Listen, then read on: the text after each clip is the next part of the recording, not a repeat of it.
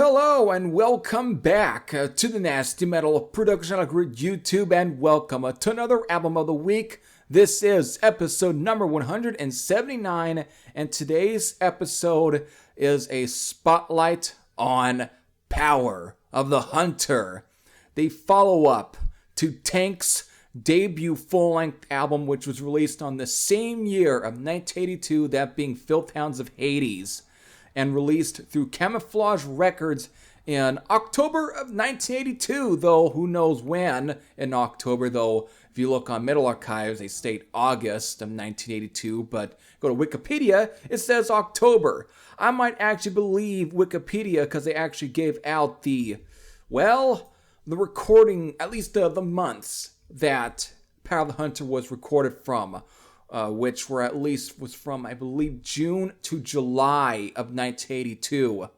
From Surreystown in Leatherhead, which is based in England. Alright. So, since this is the follow-up to Filth Hounds of Hades, which I already covered on this channel just months ago, very much at this point it's been a year. It's almost, but it was pretty much months ago. So it just seems much more logical to cover Power of the Hunter. And since we are still in the month of October, though we are actually near the end of October, and it's absolutely crazy how far we've gone into this month already and how it's just completely passed by. So honestly, I need to really find a way to fit in Power of the Hunter, and this just seemed much more logical given what I'm going to spotlight next week, which is basically going to be on October 31, that being, of course, then afterwards, the first week of November. But as I can continue here, the logical way to get into Power of the Hunter and celebrate its 4th anniversary, we have to, in a way, kind of recap a little bit of the stuff, or at least the stuff that came after Filth Hounds of Hades, like the charting, whatever. And I'm going to do a lot of the history reading from the really cool booklet, since it's going to be very similar to the way I did Magic from Gillen, where I read most of the accountings and everything from the booklet of that box set. I'm going to do the same thing with Power of the Hunter here and recount most of the history from the Filth Hounds of Hades Dogs of War 1981 to 2002 box set that was released through NastyMetalProductions back in either, was it 2007 or 2008? I've had this box set since like 2010, around my birthday time of that year, and I've had it for a long time at this point.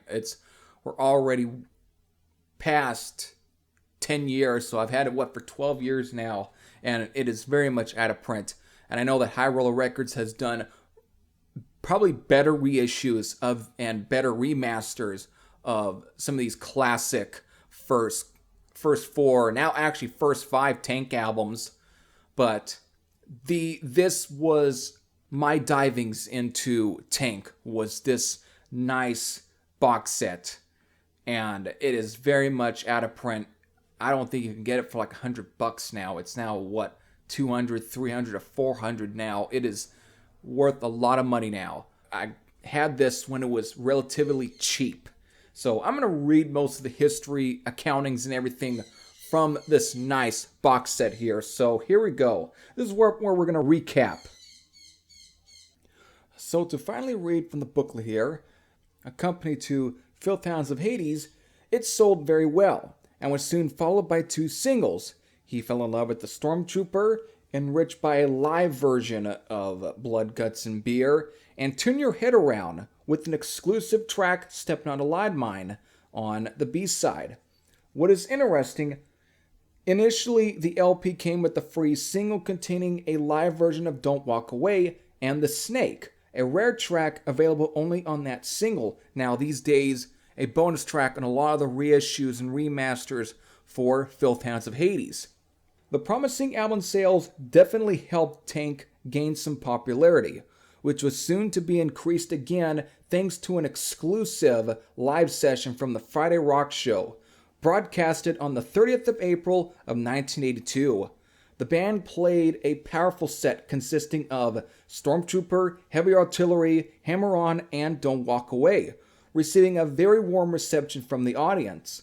The band began a series of live performances crowned with appearances at the Wrexham Festival and the Reading Festival. Tank's second album, Power of the Hunter, was recorded soon after.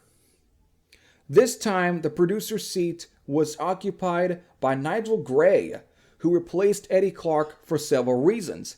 As Mark Brabs explained in an interview for Sounds magazine in 1982, Eddie was too busy with his own thing.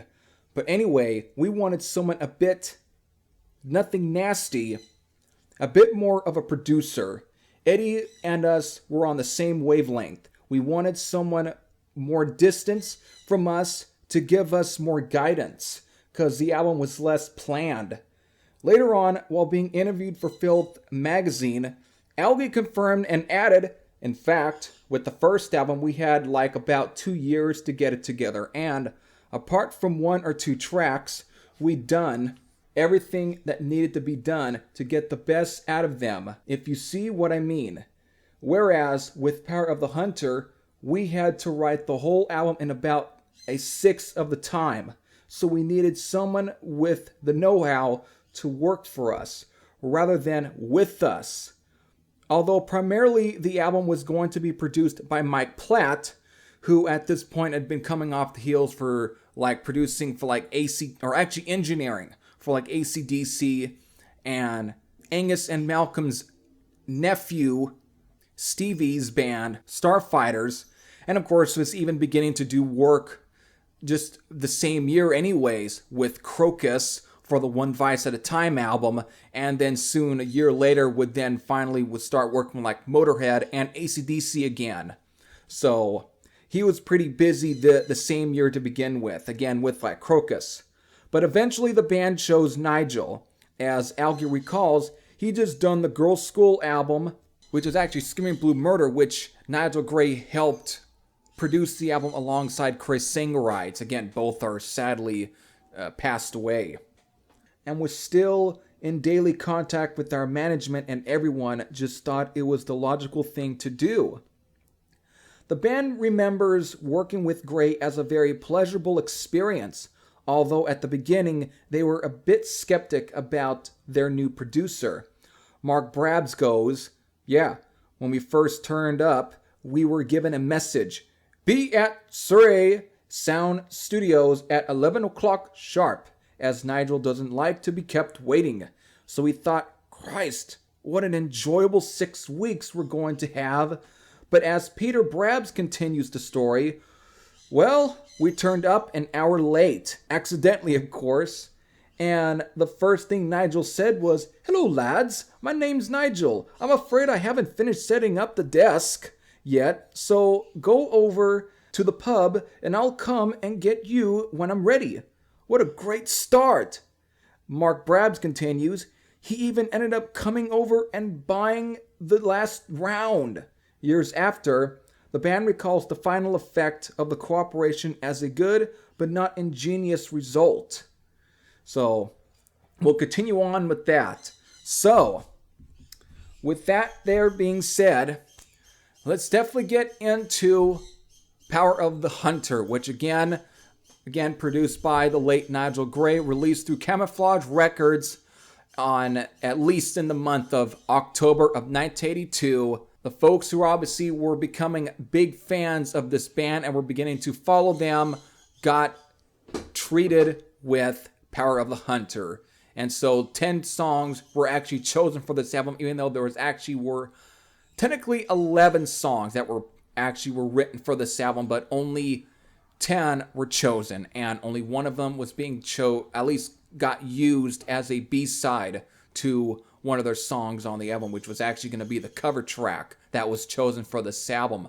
So here we go. let's definitely run through the track listing for Power of the Hunter, which the album actually clocked in at the length of 40 minutes and 24 seconds. So, these 10 songs are beginning with Walking Barefoot Over Glass, Pure Hatred, Biting and Scratching, Some Came Running, TANK, which of course stands for just Tank, which is actually the lone instrumental on the album, Use Leather, parentheses, Hanging Loose, their cover of the Osmonds' Crazy Horses, Set Your Back on Fire, Red Skull Rock, and then finally ending with the title track. So there you go. There's the 10 songs.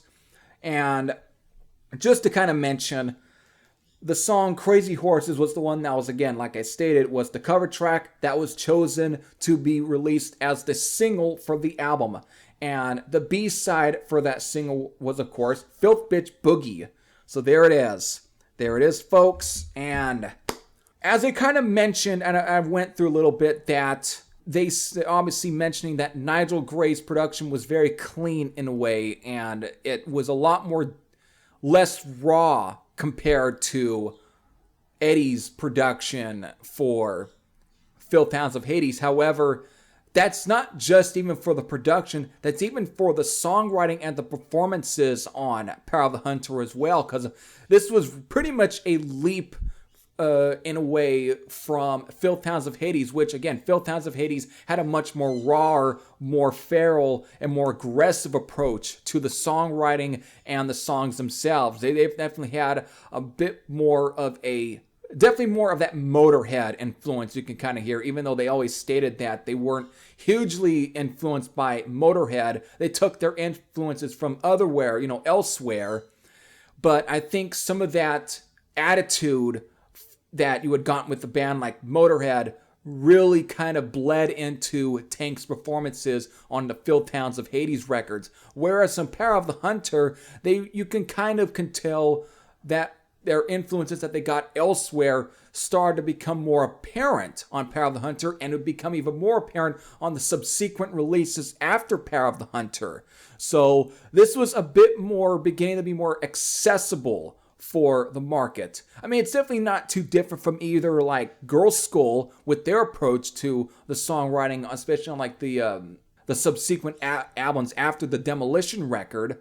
But this one really is a bit more melodic, and it's probably a bit more thought out, even though they didn't really have a lot of the songs completely worked out by the time of coming up with the Power of the Hunter album, especially even before going into the studio. But as they did, and that's why they wanted Nigel Gray in the first place, for especially guidance on to construct these songs and get them worked out, you could tell that Nigel had more of the influence on this. And it's kind of a similar situation with even Denim and Leather from Saxon, which just sounded more laid back. You can tell the influences on Power of the Hunter definitely come from more bands like, I would say, Slade, for an example, and possibly even like Status Quo, for an example, too. So, I mean, there is the Motorhead influences on here. It's a little bit more subdued in comparison to what you had got on Filth Hounds of Hades. It's definitely going for more of almost a 70s glam rock influence. I mean, there's that pubby sound going on there that isn't too far off from either like AC/DC or Rose Tattoo or even the Angels, for example. It's not...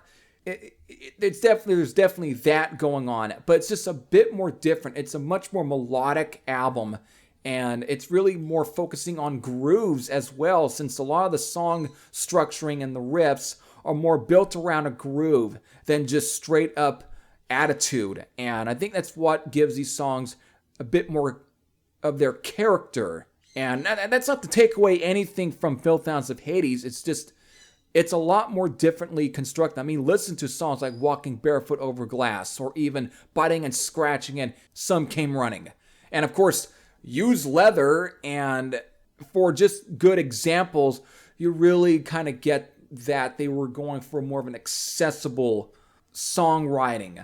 that would kind of appeal more to, let's say, the radio stations, to an example. Though, I mean, there's at least some exceptions, like probably Pure Hatred and the lone instrumental on the album being TANK and Set Your Backs on Fire, and of course Red Skull Rock, and especially the title track, which I'll get into a bit here, which really kind of sticks more closer to the sound that at least you had gotten from the Filth Hounds of Hades album, that more attitude from Tank, that definitely took its influence from the punk bands. And there is that punk thing being heard still on here.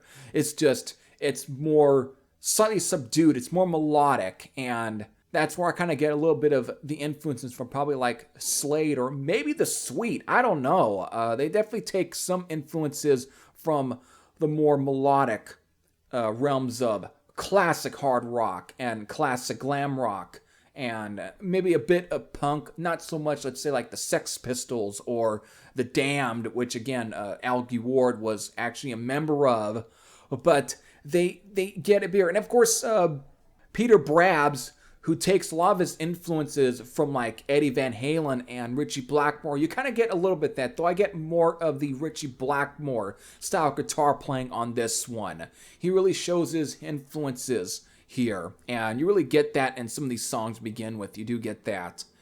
And of course, the cover of the Osmonds' Crazy Horses, which is actually one of the lone straight up rock songs from the Osmonds to begin with. They just take it and really give it that raunchy new wave or British heavy metal attitude to it. That really just sounds a lot.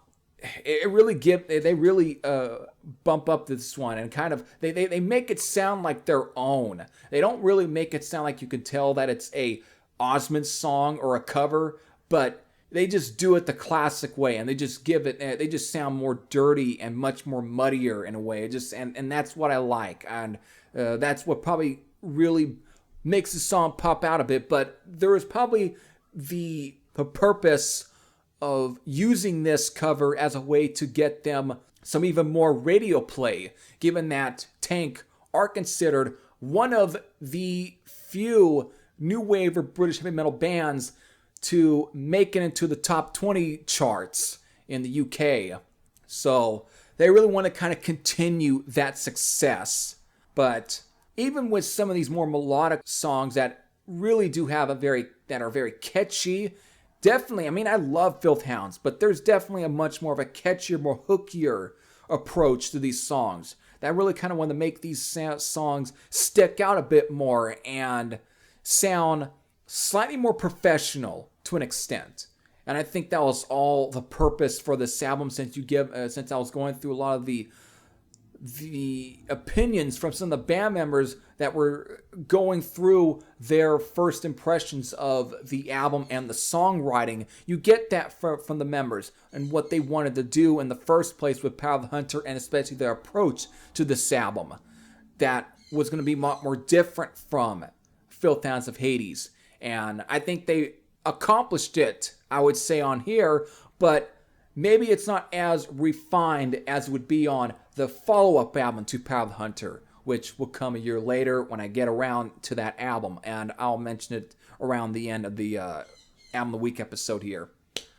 But besides some of the more melodic songs, let's definitely talk about some of the more raw songs, the ones that sound like more the Filth Hounds of Hades era of Tank, that classic punkish sort of attitude of Tank, and that's really heard on songs like, for example, Set Your Back on Fire and Red Skull Rock, and of course the title track, and even Pure Hatred. These are the ones that comes closer to the classic sound of Tank. That was more that raw attitude, and these just are great. Set Your Back on Fire definitely comes close to the aggressive feeling of Tank, and I mean, come on.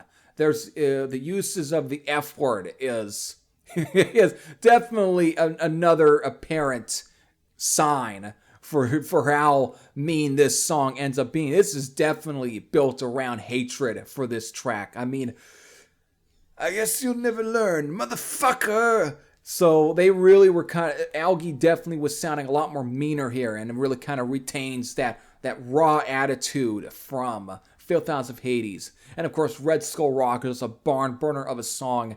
And then we get to the title track, which, as again, I was listening to this album just the other night, I'm just mesmerized by this track. And it just made me go and think that 1982 was indeed a groundbreaking year for metal. I mean, especially when it comes to the beginnings of the more aggressive style of metal that would eventually get turned into like thrash metal and speed metal. Everybody really goes on about how songs like 666 from Anvil, again off the Metal on Metal record, came out the same year, and of course Fast as a Shark from Accept, which I just covered a few months ago, actually around the beginning of October. Everyone really talks about how those songs are as the defining songs, as the main influence and the turn into the more aggressive sort of form that we come to know as thrash metal. However, you don't really see people bring up Power of the Hunter in that same conversation. You don't see a lot of people, and I'm just like, again, when I was re-listening to this song, and every time I just listen to it, I'm like, why doesn't this get more mentions?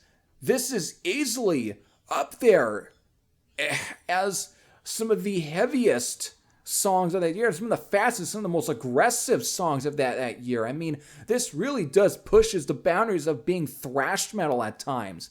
This really is, and it should be mentioned in the same breath as 666 and Fast as a Shark.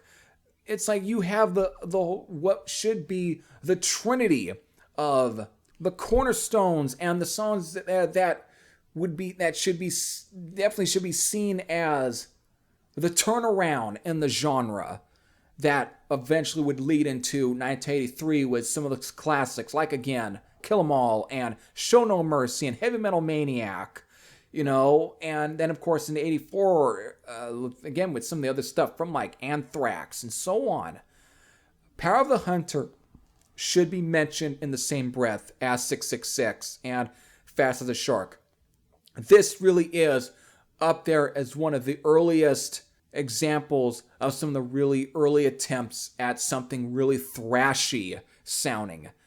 And it's just a heavy bar burner of a song. I mean, especially with Mark Brab's double kick drum just kicking in and being very, very apparent. I mean, this is taking every bit of what you heard from like Venom and Motorhead, but just taking it a notch. And it just sounds mean. It sounds raw. And that, and just the fact that there's a lot of the machine gun picking that you get from this song is just fucking amazing. And it should be mentioned in the same breath as 666 and Fast as a Shark. So it's like, it just proves that 1982 was a groundbreaking year for the beginnings and the roots of what would become the newest form of metal that to this day is still seen as one of the top and still everybody else's favorite metal genre, that being thrash metal. I mean, it's not really thrash metal, but you really can hear the roots of that and Power of the Hunter, and it just really kind of pushes to that degree. And it's just amazing that it doesn't get mentioned very much. And to some people, Power of the Hunter is not considered one of Tank's finest, especially as people would consider this as kind of a sophomore slump from Tank. And that might be one of the reasons that might be why people don't. And in a way, it kind of hurts the reputation a bit. But Power of the Hunter, the song itself, from here, I think, should be mentioned a lot more, especially when people are talking about what are some of the earliest instances and sounds of thrash metal. What are some of the earliest examples that led to the creation of it? What are the roots of that genre? And I think the song Power of the Hunter should be. And I think I mentioned it in the past that it is one of the earliest examples of a really early proto attempt at a thrash song before even the genre even existed. And it's mesmerizing. Also, at the end of Power of the Hunter, the track, they ended up tacking a little short novelty thing, whatever, where it's pretty much the band just singing, "Oh, what a beautiful morning, and what a beautiful day." And it's so novelty in a way, but it's so goddamn hilarious. And it's just funny to listen to, even though it's more of a novelty, little short things, goofy stuff that some bands back in the day did just for shits and giggles. Saxon apparently did it. And some of these were pretty much exclusive though to some of these record copies. Like again, to stay on topic with like Saxon, apparently, and I've never really heard some of these except for whatever that was tacked at the end of the live "The Eagle Has Landed" record, where it's just a little something short. It's like I don't know. I forgot what Biff added, but I've heard that they did this for like Wheels of Steel and Strong Arm of the Law and possibly maybe Denim and Leather. And these are only exclusive to the record copies. They never were used at all on any of the CD releases. Whereas something like Tank, and I know something like Tokyo Blade did something similar too for their debut album. But Tank did this for Power of the Hunter, and on like the Metal Mind Productions reissue of this album, they actually separated the "Oh, what a beautiful morning" bit and made it its own little track. But it is worth mentioning to begin with, and it just once again kind of shows that Tank obviously had a very good sense of humor, and they didn't really want to try and be too fucking serious like everybody else. So I just had to kind of mention that.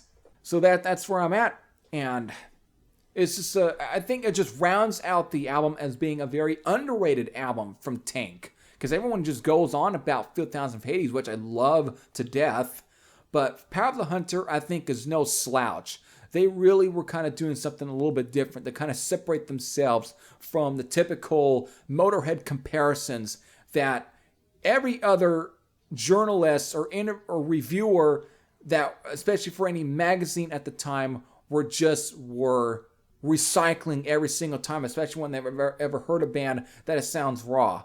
It's the same day today that with everybody with like bands like Airborne, where they all go, yeah, they sound like AC/DC. It's more repetitive. Nobody kind of comes up with any other different comparison to kind of change it up and make other people think maybe I should check that band out and see if those comparisons are somewhat correct, or maybe again it turns someone else onto another band that's in that sort of same vein. But everybody has to go with the repetitive notion of, oh yeah, they just sound like Motorhead.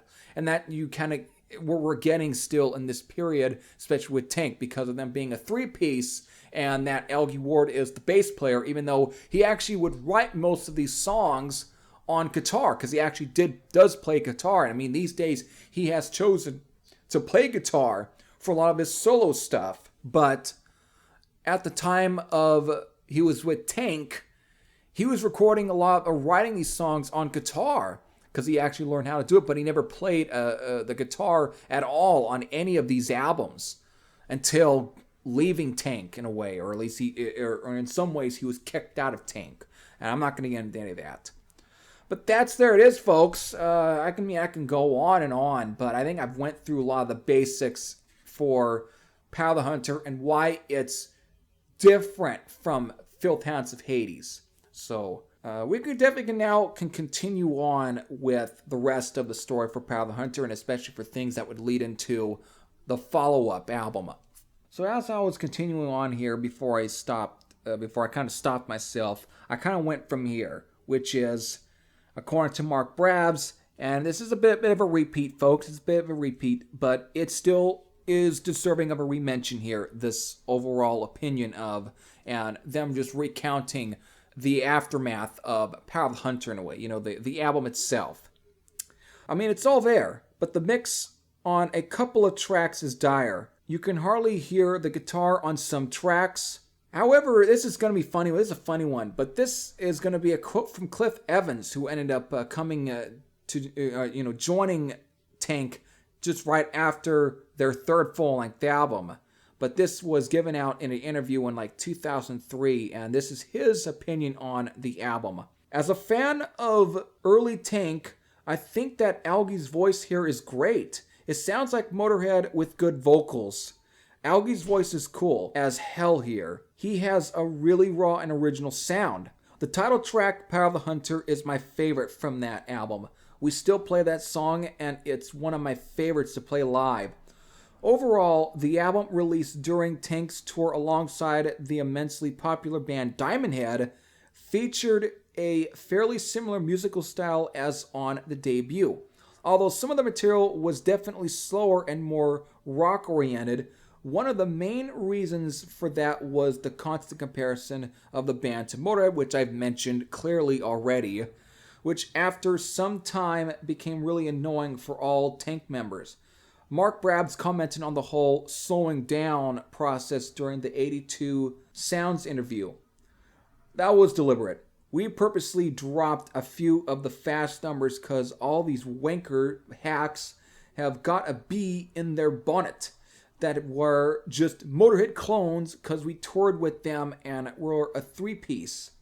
We decided that if we got just one review that said we were like Motorhead with this album, we were all going to grow beards because it's so different from them. The mutual beard growing never took place, as reviewers were finally focusing more on Tank's music rather than on their inspirations. The opinions, however, were not as enthusiastic as with the debut album, although some of the tracks like Walking Barefoot Over Glass and TANK were true highlights for Tank. Power of the Hunter never managed to repeat the success of the debut release. Worth mentioning, however, is one more track from that album, namely the rather humoristic Crazy Horses, a cover of the Osmonds song. As Mark recalls, it was recorded as a laugh, which we thought everyone would realize. As it happens, I really like it. Whack up the volume, and it's good, and it's so heavy. The song was chosen as the first and eventually only single, with the B-side containing another exclusive track, Filth Bitch Boogie, which I should comment is, well, lives up to the title. It's a boogie rocker that is, well, a Filth Bitch Boogie. Alright, let's simply continue on. The year 1983 was not easy for the band. So here we go. I'll just leave out there and would wait until whenever definitely by next year, when I get to the follow-up album, that being This Means War. So there we go, folks. There it is. 40 years for what some people recalled as a sophomore slump in Tank's discography. And these days, I think a lot of people have reevaluated the album Power of the Hunter, and people have definitely noted that because of the fact that they went for something a little bit different, especially this is from Tank fans, not just people like idiots on AllMusic and so on who just repeat the same shit that people did, like the reviewers and so on did on those magazines back in 1982 when this was released. No, there have been very good diehard Tank fans that have at least have come to light here these days and have stated that this was a different album compared to Filth Hounds of Hades, and that was probably a good thing, because instead of continuing the same thing, they really kind of respected the fact that this did something to at least to strip away a little bit of those comparisons and try and form something of their own that sounded, well, like Tank. And it definitely has the same ingredients and some of the same formula that you kind of got on Filth Hounds of Hades, starting to get a bit more worked on and more refined for this album. And I think that's what people finally are respecting this album for. And I think that's finally a really good thing, because I enjoy Power of the Hunter just as much as Filth Hounds of Hades, even though sometimes I don't technically grab for it, but that doesn't mean that it's my least favorite. No.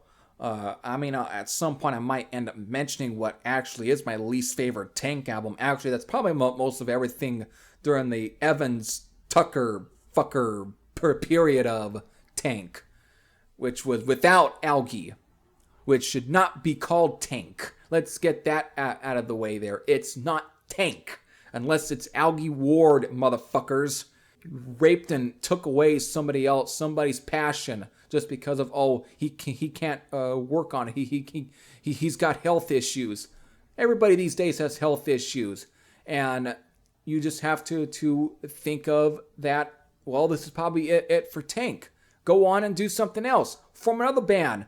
Use a different name. It's not that difficult, but the way they did it and the way they handled Algie's health issues, I think, was a really poor thing, and I don't want to get into too much of it, but it's a really shitty thing, and it's why I no longer follow Cliff Evans and Mick Tucker. I don't really follow them very much these days, and I just won't want to steer clear because they really kind of showed more of their true colors as human beings, and you kind of start to get that anyways from them in this booklet. Even when Algie was in the band, it seemed like they were starting to show signs of their true colors as human beings, especially the fact that Cliff Evans seems to insert him even into the past of Tank. Like, when we started and everything, all of this and that, which is almost as bad as hearing freaking Phil Collin, a fucking Def Leppard, who never was a part of their early history, going, yeah, we wanted to be this in the first place. And it's like, you weren't even part of the fucking band when they were first starting. You were in freaking Girl with Phil Lewis. How are you gonna, why are you acting like you're even part of the original band? You goddamn skinny muscle chode. Fuck you. So, seriously, I think it's just really bad and poor of some of these band members to insert them there, especially with Cliff Evans. But I digress, folks. I digress. But again, just to kind of continue on, it's just great that finally some people are beginning to respect Power of the Hunter. And again, it's a great album, and that's about there. So, since it's reached its 4th anniversary this month, I know there's probably a lot of people that follow me, especially on this channel, that are subscribers that obviously have listened to Power of the Hunter quite a bit of times. They are Tank fans, and so to you, the Tank fans, especially those that probably might like Power of the Hunter or maybe not like the Power of the Hunter album, you can leave your comments in the comment section below, and whether they be positive or negative, you can leave them there.